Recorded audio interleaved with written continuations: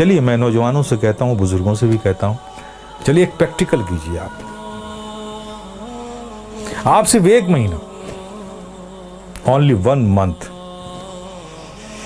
نماز کو قائم رکھیے.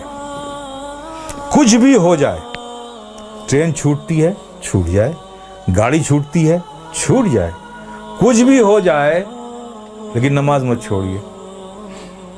میں پریکٹیکل بات کہہ رہا ہوں. 1 مہینہ اس پر قائم رہیے, پھر 1 مہینے کے بعد نماز خود ہی آپ کو نہیں چھوڑے گی.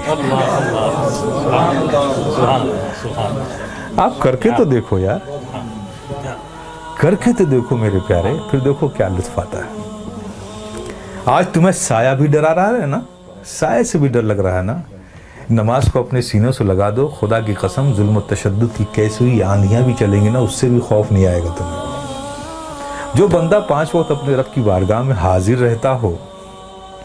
ارے بھائی, ایک آدمی ہے جو منسٹر کی آفس میں کام کرتا ہے, اور دوسرا آدمی جو آفس میں کام نہیں کرتا لیکن 3 بار پرائم منسٹر کے پاس جاتا ہے, تو دیکھیے کیسے سینے چوڑے کر کے چلتا ہے وہ. اس کا آنا جانا پی ایم کے آفس میں ہے. دیکھیے اس سے لوگ ملتے, ارے صاحب یہ پی ایم کے یہاں, اس سے پی ایم سے تعلقات ہیں, پی ایم کے یہاں آ جاتا ہے, ہمارے پریزیڈنٹ سے اس کے تعلق. دیکھیے کتنا بے خوف گھومتا ہے اس ملک میں. اور تم, اللہ نے کتنا فضل فرمایا کہ 5 وقت تمہیں یہ سعادت نصیب کرتا ہے. میرے بندو آؤ میری بارگاہ میں, جب تم کھڑے ہوتے ہو تو میں تمہیں دیکھتا ہوں, تمہاری عبادت, اور ایسی حالت میں کھڑے ہوتے ہو, ایسی حالت میں کھڑے ہوتے ہو. چونکہ میں دیکھوں گا نا, تو میں جسے دیکھوں اس کی حالت بھی تو ویسی ہو.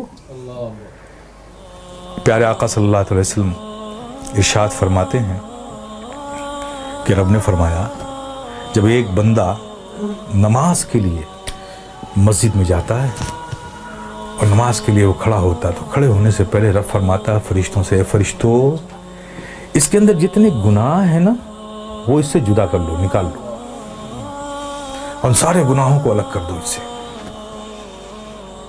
فرشتے اس کے سارے گناہ نکال لیتے ہیں.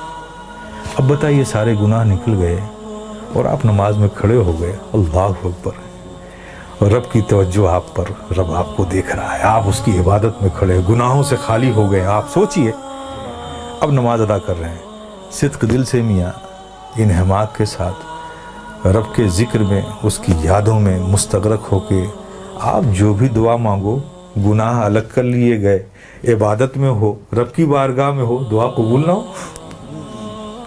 لیکن دیکھیے ہماری مادیت کا اثر دیکھیے کہ وہاں بھی ہمارا ذہن بھٹکتا رہتا ہے. آپ سمجھ رہے ہو نا. پھر اس کے بعد کیا ہوتا ہے, جب وہ بندہ نماز سے فارغ ہوتا ہے, کتنی بڑی نعمت ہے آپ سوچو. نماز سے فارغ ہوتا ہے تو فرشتے پوچھتے ہیں, مولا وہ جو نماز سے پڑھنے سے پہلے اس کے گناہ الگ کیے تھے, وہ جو سب رکھے ہوئے ہیں الگ اس سے, یہ نماز سے فارغ ہو گیا, اب اس کا کیا کروں, اب اس کا کیا کروں. تو رب فرماتا ہے, جب تم نے الگ کر لیا ہے تو الگ ہی رہنے دو. آئے ہے, کتنی بڑی نعمت سے ہم محروم ہو رہے ہیں, خدا کی قسم ہیں. اس لیے میرے عزیز, میرے پیارے, یہ بہت بڑی نعمت ہے, بہت بڑی نعمت.